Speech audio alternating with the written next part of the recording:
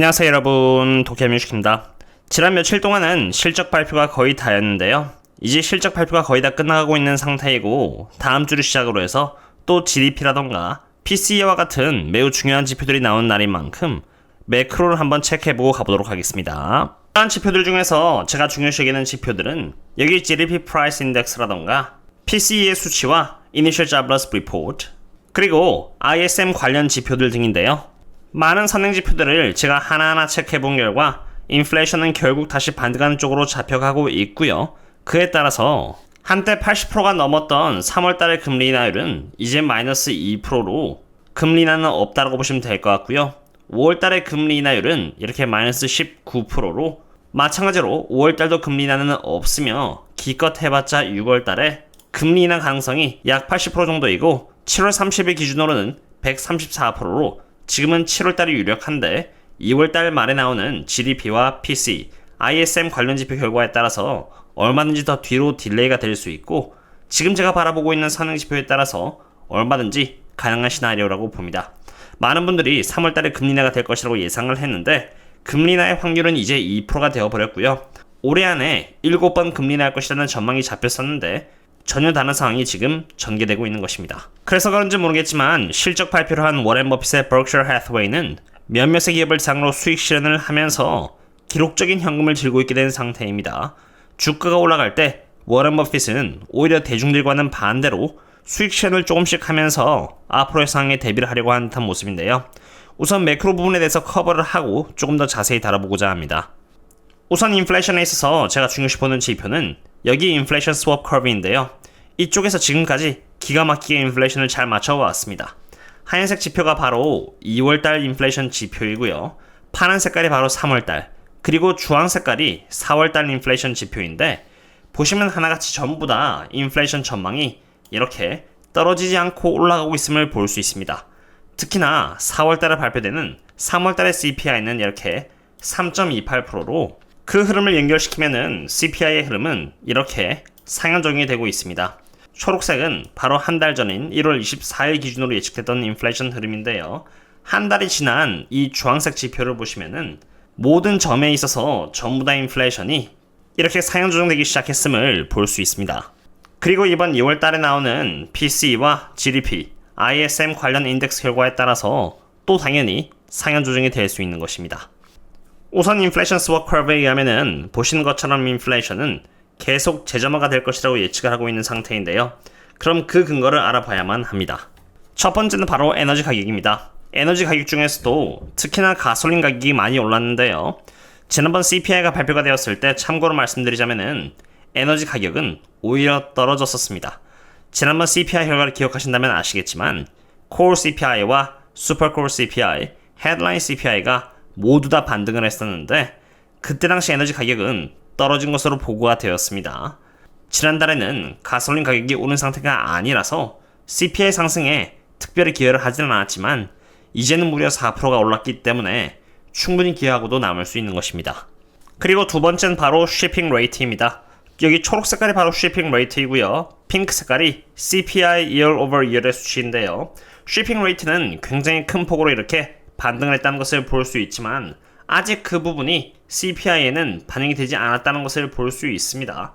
다시 말해서 이러한 부분이 반영이 된다면은 결국 CPI 또한 재점화가 될 수 있다는 의미가 되겠습니다.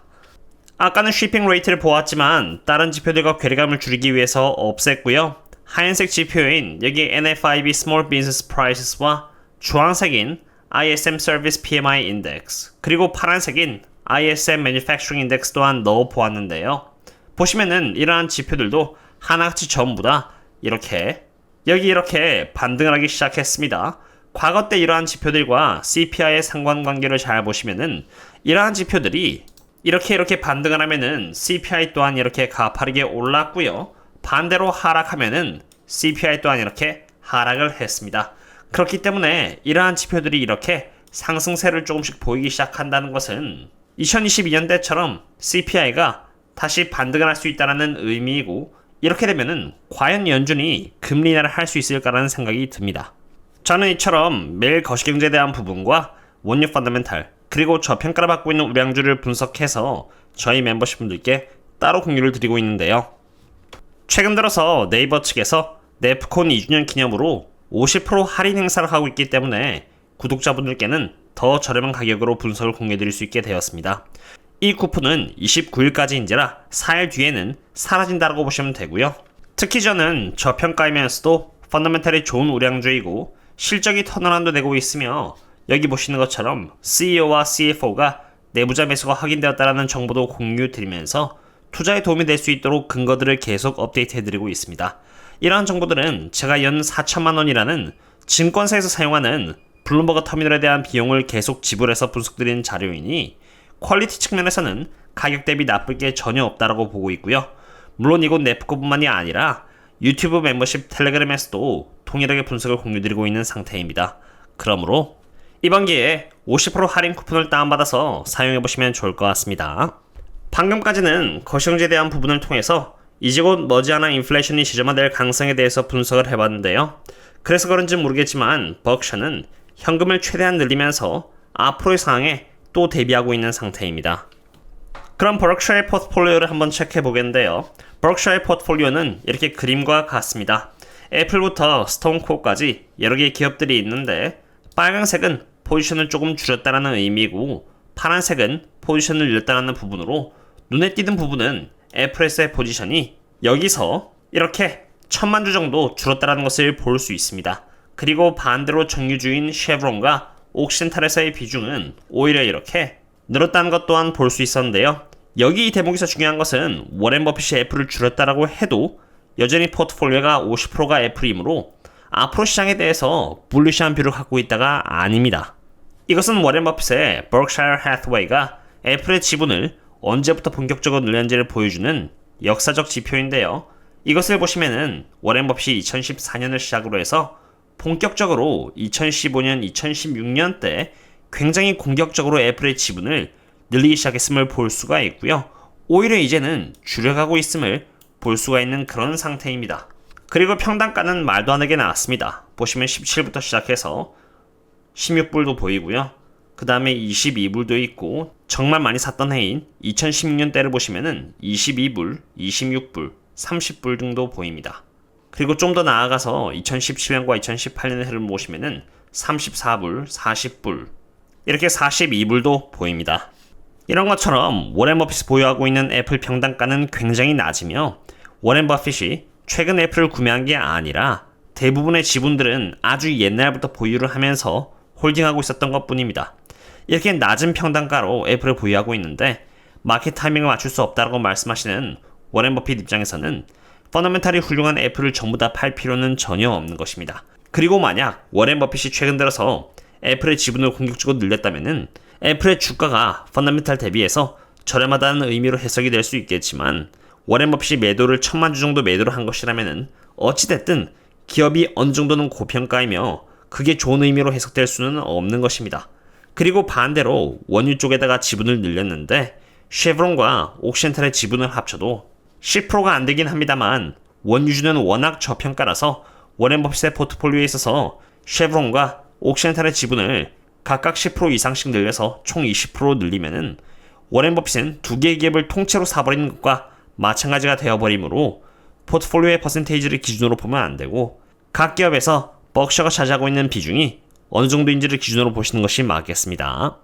포트폴리오를 봤으니 애뉴얼 레터가 요약되어 있는 부분을 한번 이렇게 보겠는데요. 우선 4분기를 기준으로 해서 이렇게 167빌리언 달러라는 역사적으로 가장 많은 현금을 보유하고 있다고 적혀 있는데 여기 보시면은 버크셔가 사기에 적당한 주식은 정말 손에 꼽을 정도로 없다라는 것입니다. 당연히 AI도 테슬라도 아닙니다.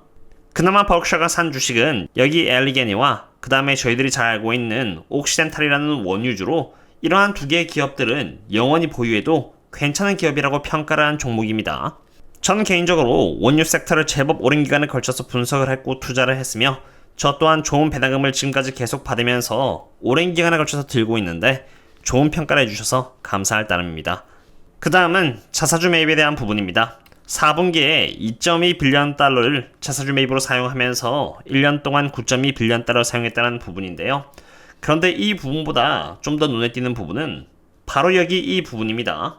주주서 안에서 버크셔 해스웨이는 만약 금융위기가 터진다면은 이것은 엄청난 기회가 될 것이고 버크셔는 모두가 피할 때 주식을 쓸어 담을 준비가 되어 있다라고 실제로 적어 놓았습니다. Buffett said, Berkshire's right to step in should financial disaster strike, noting such market seizures may offer in an occasional large-scale opportunity. 어쨌든 이를 통해서 버크셔는 항상 대비를 하고 있었음을 볼 수 있었고요. 항상 올라가는 주식은 없으므로 어느 정도 대비를 하면서 투자를 하신다면은 투자가 조금 더 재밌어지지 않을까 생각해 봅니다. 그리고 제가 저희 멤버십 분들께 제공드린 혜택도 많지만 최대한 많은 구독자분들을 서포트하기 위해서 이렇게 카페 또한 운영하고 있는데요. 제가 분석하면서 접하는 차트들은 다시 공부가 될 수 있도록 여기 이곳 카페에다가 남겨두고 있고요. 한국 밸류에이션은 여기처럼 제가 무료로 요청받아서 답변을 남겨드리고 있고 그것 외로도 정말 유용한 자료들을 이곳에다가 많이 남겨놓고 있으니 실제로 도움이 될 것이라고 봅니다. 오늘의 분석은 여기까지 되겠고요. 그럼 다음에 또 찾아뵙도록 하겠습니다. 그럼 다음에 또 만나요. See you later.